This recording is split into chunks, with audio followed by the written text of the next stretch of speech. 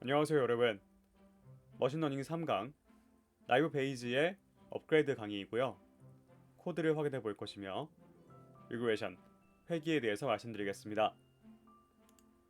오늘 이 시간에는 예제에서 Fast and Furious, 분노의 질주에 대한 부분이 조금 활용되게 되는데요. I used to live my life a quarter mile at a time. Dom's brother. That's not impressive. Dom, little brother.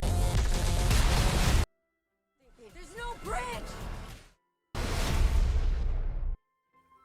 지난 시간에는 베이스 디어렘, 사후 확률에 대해서 사전 확률과 우도, 그리고 발생 확률이 고려된 그런 계산식을 확인한 바가 있습니다.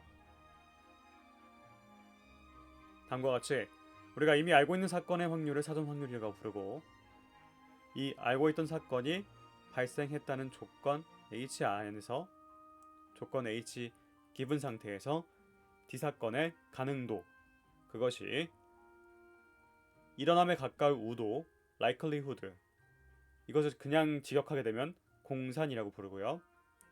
또한 이것을 좀 더 한국말로 풀어서 말을 하면 조건부로 일어날 것 같은 정도, 그래서 가능도란 말이 적합하다는 말씀을 드린 바가 있습니다.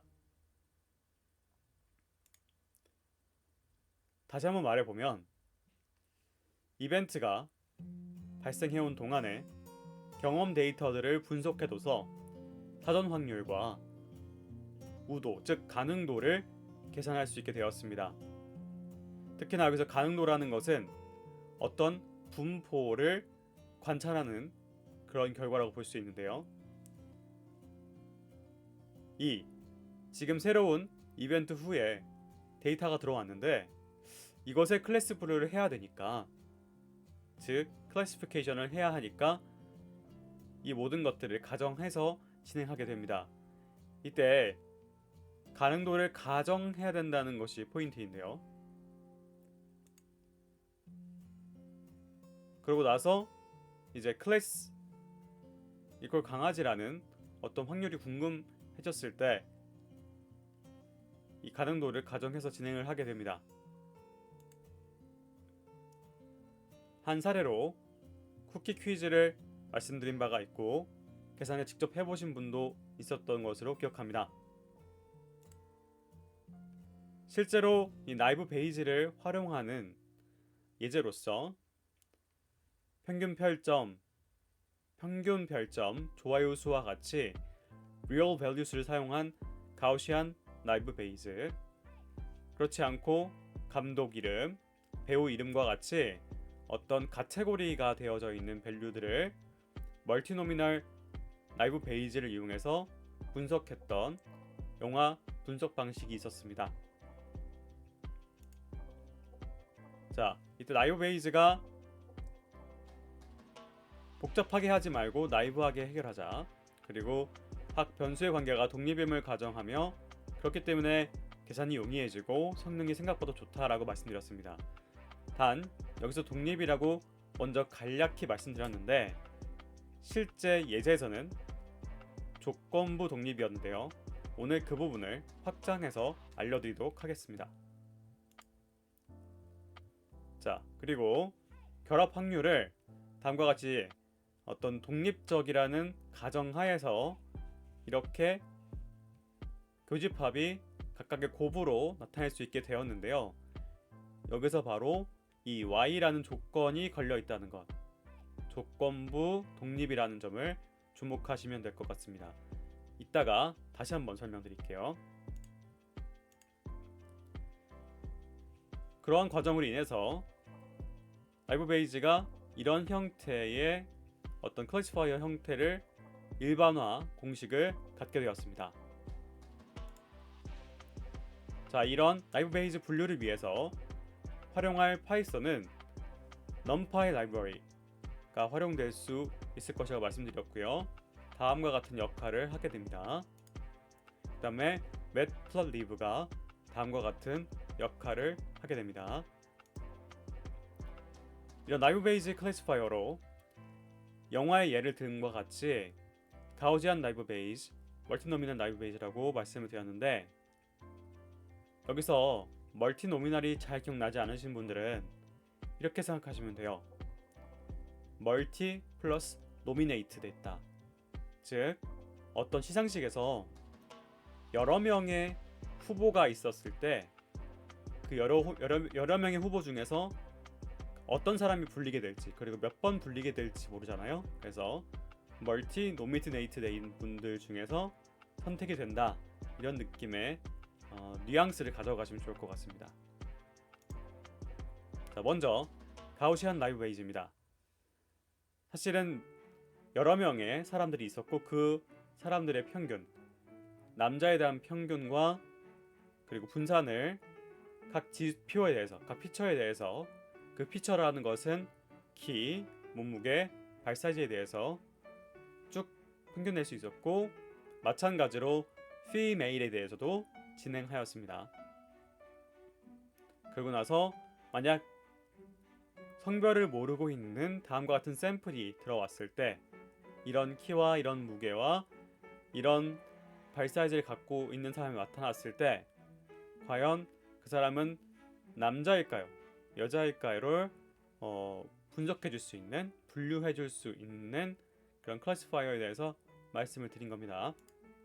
실제로 계산해 봤더니 이 가운데 검은 줄을 중심으로 위쪽은 남자로 봤을 때 확률, 아래쪽은 여성으로 봤을 때 확률이었을 때 여성일 확률이 더 높게 나왔다.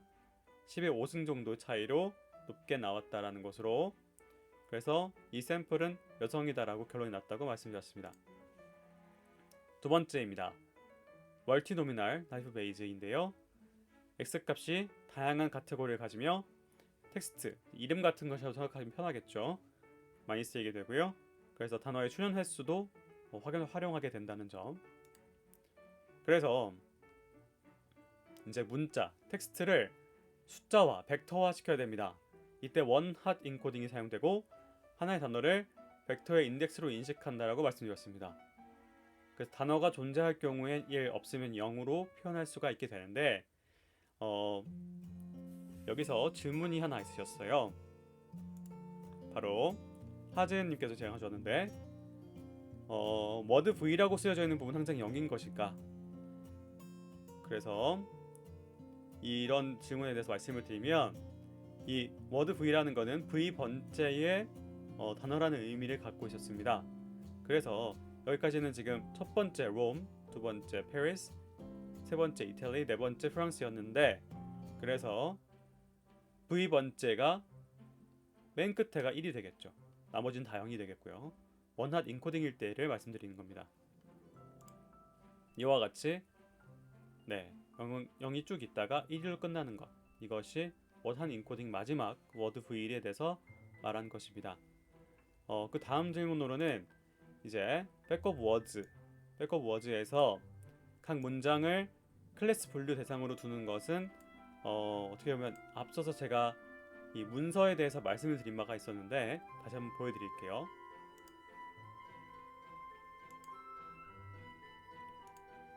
다음과 같이 백업 워즈가 있었을 때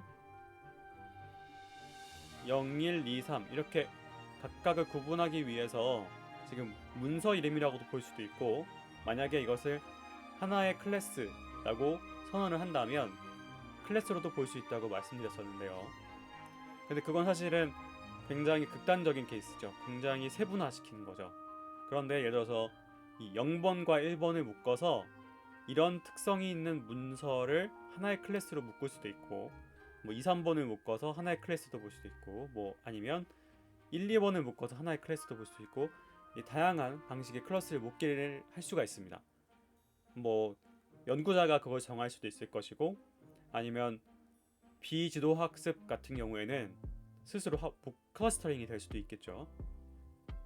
그럼 자연스럽게 이 백업 워즈에 대해서 말씀드리게 되었는데, 다음과 같이 단어별로 인덱스를 부여해서 한 문장에 단어의 개수를 벡터로 표현한 겁니다. 근데 여기 보면 이렇게 윈이 두 개가 나타나는 어떤 문장이 있을 수 있다고 말씀을 드렸었고, 이 앞에서 이 PDF에 이 더가 두 번 나왔는데 한 번밖에 안 나왔다고 제가 말씀드렸죠. 이게 사실은 이 자료만 보시는 분들이 계실까봐 영상을 꼭 보시라는 의미에서 함정 카드였습니다. 이거를 꼭 영상을 함께 봐주시길 바랍니다. 그러면 그 질문들은 뭐 답변이 된 것으로 보고 진행해 나가도록 하겠습니다. 그래서 이 멀티노미널 나이브 베이즈 같은 경우에는 이 제너럴라이즈 된 공식에서 우도 부분이 바뀐다고 말씀을 드렸죠. 가능도 부분이 바뀌었는데 어떤 가능도를 우리는 분포를 가정하게 되냐면 다음과 같이 계산을 하게 됩니다. 자, 여기 썸이 분자 분모에 다 있는데요. 바로 이 공식에서 총 이 문장에 있는 단어 수, 그리고 이 우리가 관심 있어 하는 클래스 안쪽에 있는 단어 수, 그리고 클래스에서 우리가 지금 관찰하고자 하는 그 대상 단어에 대한 빈도수 등이 고려가 되어 가지고 이것이 계산되게 됩니다. 이때 한 번도 등장하지 않을 수도 있기 때문에 어떤 단어가 이것이 0이 되지 않도록 하기 위한 알파라고 하는 스무딩 팩터가 있게 되는데요. 지난 시간에 그냥 우선 1로 기억하고 넘어가길 부탁드렸었는데 너무나 감사하게도 학생 여러분들께서 이 부분까지 디테일하게 알고 넘어가고 싶어 하셔서 참 기뻤습니다. 그러면 이번에는 거기서 조금 더 상세히 말씀을 드리고자 합니다. 그 예제로 바로 맨 처음 소개를 드렸을 때 말씀드렸던 Fast and Furious 이 영화 분노의 질주에 대해서 한번 예를 들어보겠습니다. 자, 만약에 5개의 리뷰가 존재한다고 생각하겠습니다. 5개의 문장이 있는 거죠. 그리고 그런 문장들을 통해서 우리는 클래스 라벨 2개를 골라내야 됩니다. 무슨 클래스냐? 이 영화가 과연 코미디입니까? 아니면 액션입니까? 라고 하는 것을 분석해낸다고 생각해 보겠습니다. 이 영화 장면들을 우리는 봐서 알 수 있지만 우리는 텍스트만으로 이걸 분석해내야 되는 거죠.